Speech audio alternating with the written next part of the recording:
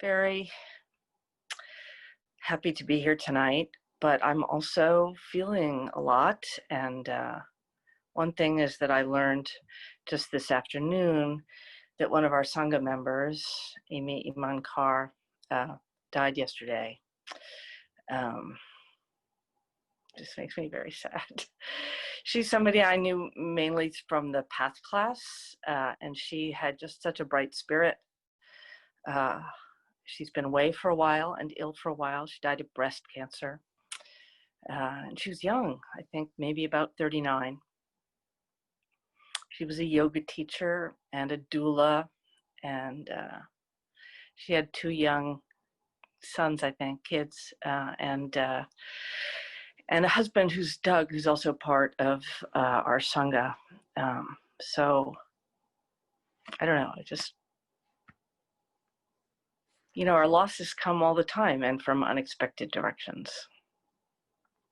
And this is just a difficult time, for me anyway.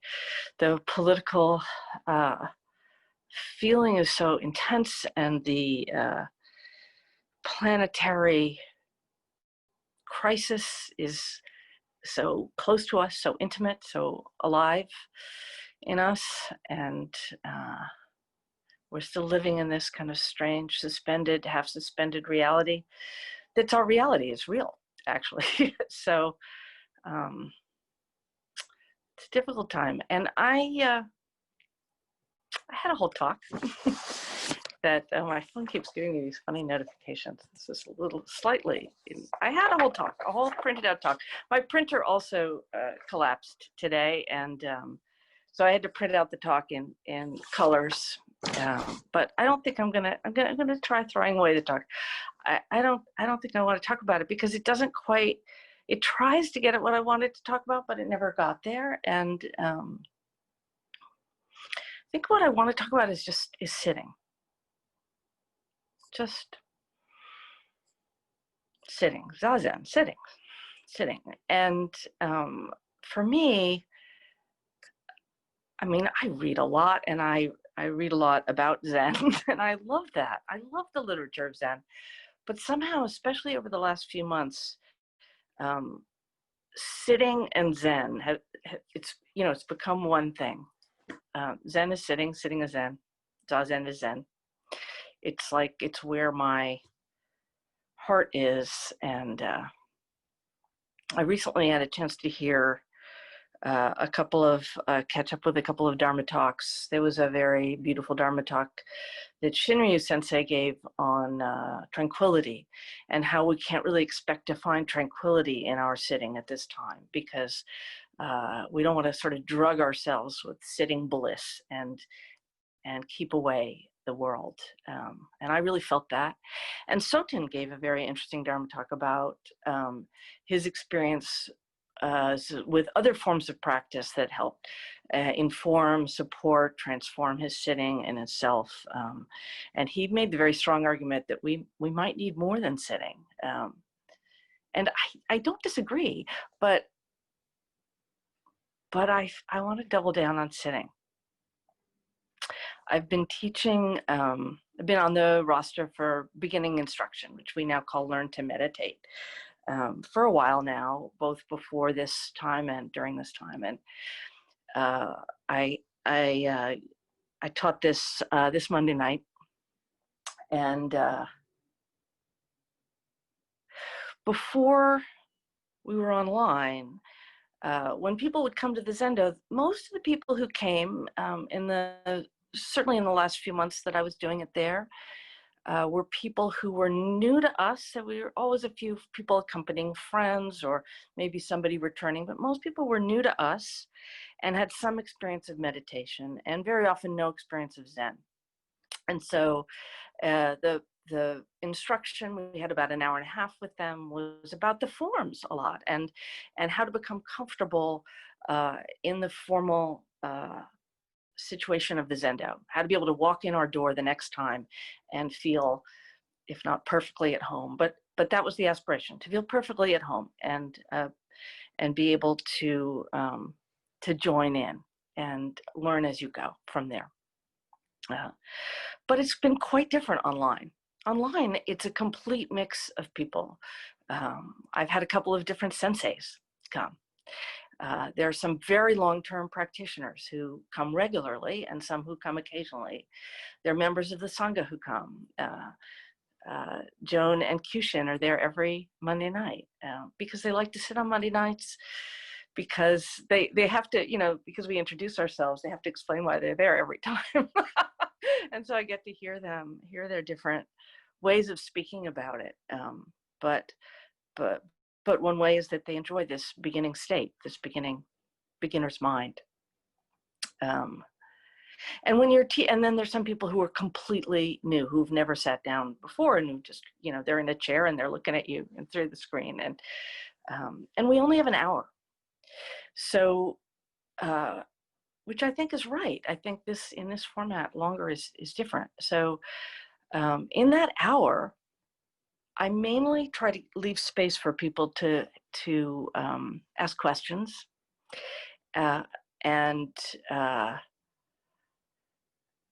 try to get a feel for what their particular issues or questions are, especially if they have a kind of posture problem that they want to solve, or a mystery. Why do we hold our hands like this?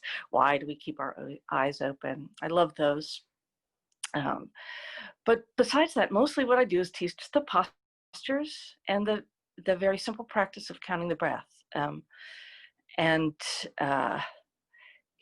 guess it's made me feel more and more that that's what it is. That's all it really is. And that all of the philosophy, such as it is, just springs right out of that. That just sitting, that beginner's mind. Because every time you sit, it's never the same, right? It's always fresh. It's always something that you don't know what's going to happen. And I feel that that reality is also like that. You may think you know what's going to happen, but you don't. And in that not knowing, you can gain a kind of intimacy with reality. And for me, the sitting is a place where you can gain intimacy with reality. And for me, Zen is all about reality, actually, just our real, actual lives, what's actually happening in us and outside of us. Is there any real distinction between those two?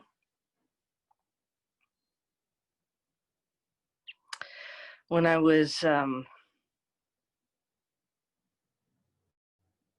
because of teaching this beginning instruction, I've been thinking about beginner's mind a lot. And I recently went back to look at Zen mind, beginner's mind. And I was mentioning this to Roshi, and she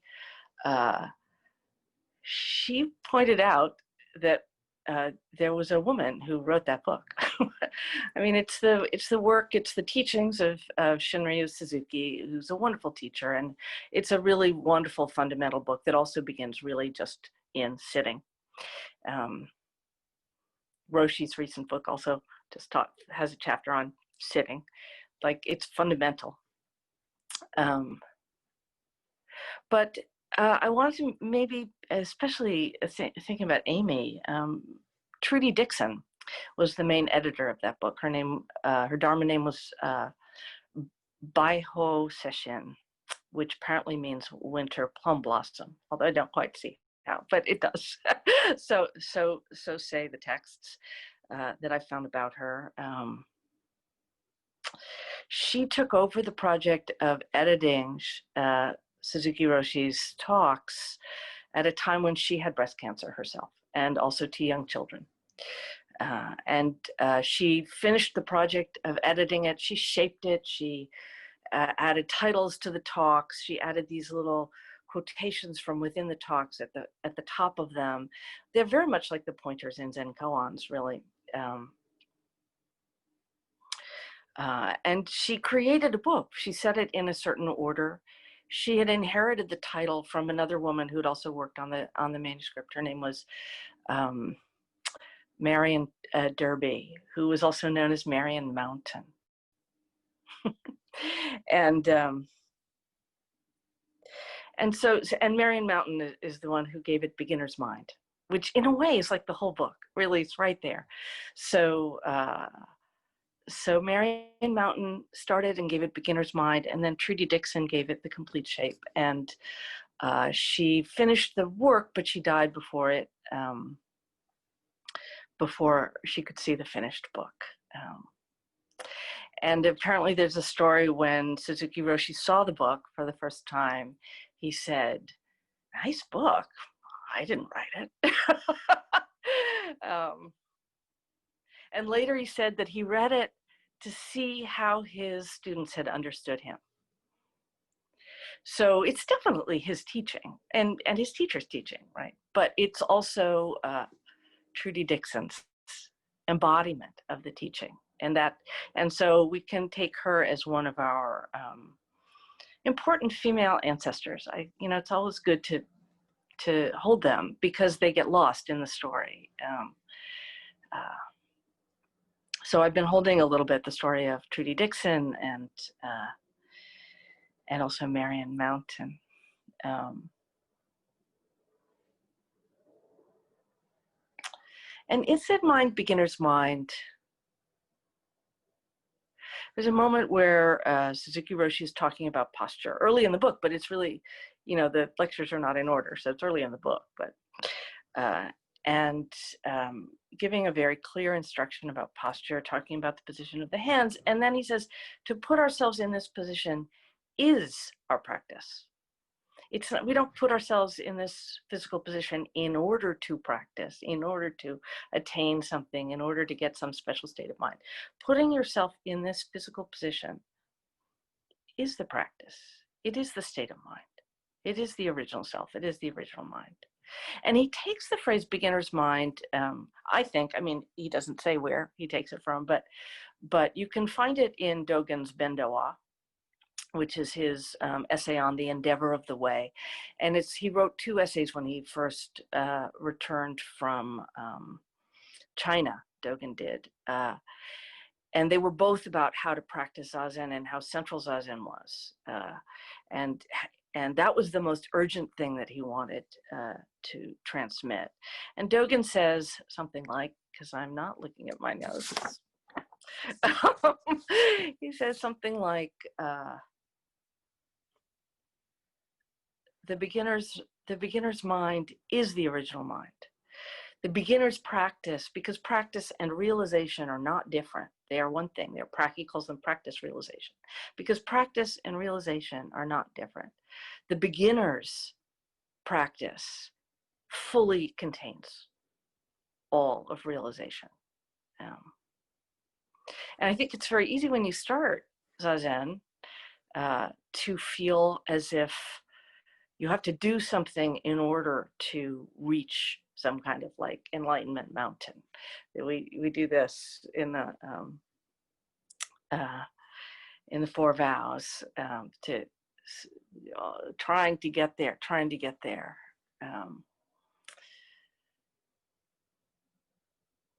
But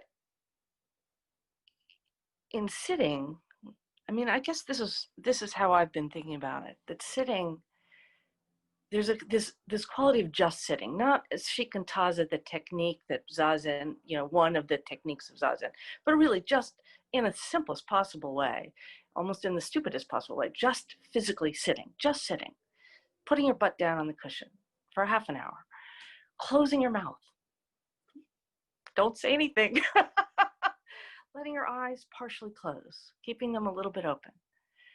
Putting your hands in the cosmic mudra, laying the left hand on top of the right hand, the left hand suggesting, in the East anyway, not doing, suggesting receiving, and just sitting there not doing, sitting there doing only one thing, thoroughly, completely, only sitting, utterly, totally sitting with body, sitting with mind, sitting with heart, sitting with spirit, sitting with the whole world just thoroughly in that minute, that half hour, that minute, just completely sitting. And if you're sitting, you cannot help but be intimate with reality. And that means you cannot help but be intimate with yourself, because the 2 things are one thing.